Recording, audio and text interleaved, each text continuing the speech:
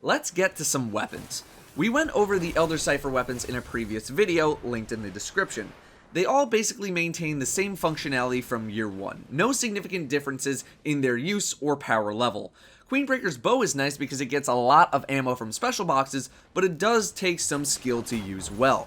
Otherwise, Patience in Time and Universal Remote are the other two weapons that came with patch 2.2. Patience in Time isn't a full high damage sniper, but is known for its reliability and its appropriate weapon bonuses, giving you third eye and cloaking you after scoping in for a short time. With res shields being much weaker, this sniper can now res snipe in trials along with a significant number of other snipers. The problem with Patience in Time is that it doesn't break the mold in any way. Yeah, the bonuses fit the sniper role, but they aren't anything ridiculous, and Patience in Time doesn't do anything any other sniper couldn't do in terms of output. Chances are that you found a sniper that you like using that isn't an exotic, which means your exotic slot is free for something else. That's not to say Patience in Time is bad, because it is a great sniper, but it is replaceable, and that's what makes it not feel as exotic as it could be. Universal Remote is a primary slot shotgun where aiming down sights greatly increases range and precision damage.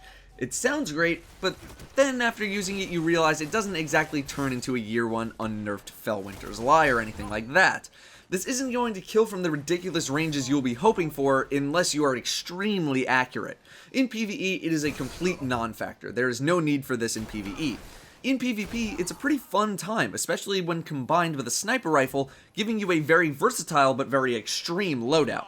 But it feels like the Chaperone fits the whole precision shooting shotgun role better than Universal Remote does, although that's not to say that it is a completely terrible shotgun, because for what it's supposed to be doing, it's not.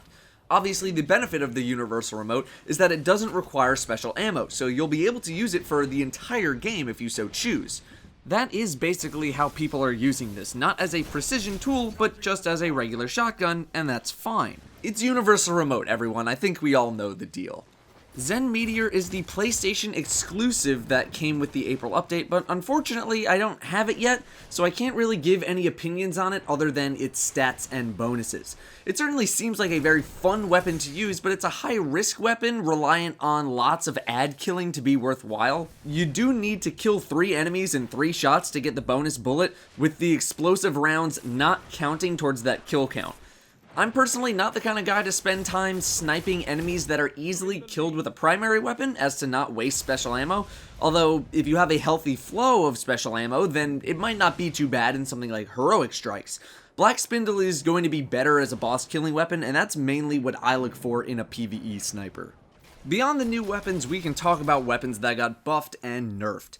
In the auto rifle category, nothing really gets any significant improvement. If you wanted to argue a quarter or a half step, I'd be willing to hear it because of the global auto rifle buff, but nothing striked me as deserving of any significant changes.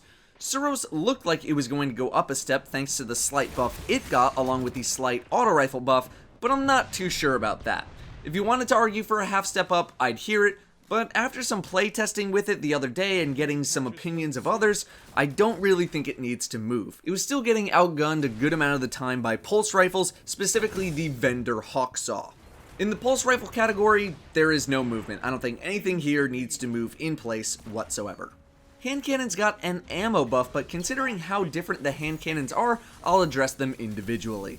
Hawkmoon gets about a quarter to a half a grade bump up. It still has some inconsistencies with range, but it's definitely in a better position than it was before. It's a great PvE weapon again, and a solid PvP weapon. The last word definitely gets taken down a peg. It was never anything special in PvE, but the nerfs assures it'll stay that way. In PvP, I've been hearing mixed reports, but regardless of those reports, it's still gonna get knocked down. Scout rifles got no changes in the patch, so their placement doesn't move.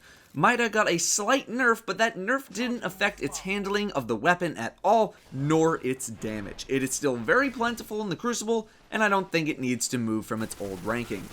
Fusion rifles did get some great changes. Telesto got some quality of life changes, along with the fusion rifle buffs, maybe brings it up half a step. It's just a more reliable weapon, but its functionality didn't change at all. The buffs didn't make it into a PvE or PvP champion or anything like that. Plan C goes up a half a step, it is much easier to control, and it's a fun weapon to use again, although it's not anything ridiculous. Snipers got adjustments via their scopes. Any low zoom scope now zooms in a little bit more. However, all of the exotic snipers don't really suffer dramatically as a result, so they're gonna stay where they are. Shotguns lost some of their ammo capacity, but that doesn't affect their ability as a weapon, so no changes. All heavy weapons also basically get no changes. Machine guns got their ammo messed with, but once again, that doesn't affect the weapon's ability to perform. That is your update to the exotic tier list. All charts and information can be found in the description, because I didn't want to just make the tier list over again in video form when it already exists. Thank you guys very much for watching, and I'll see you next time.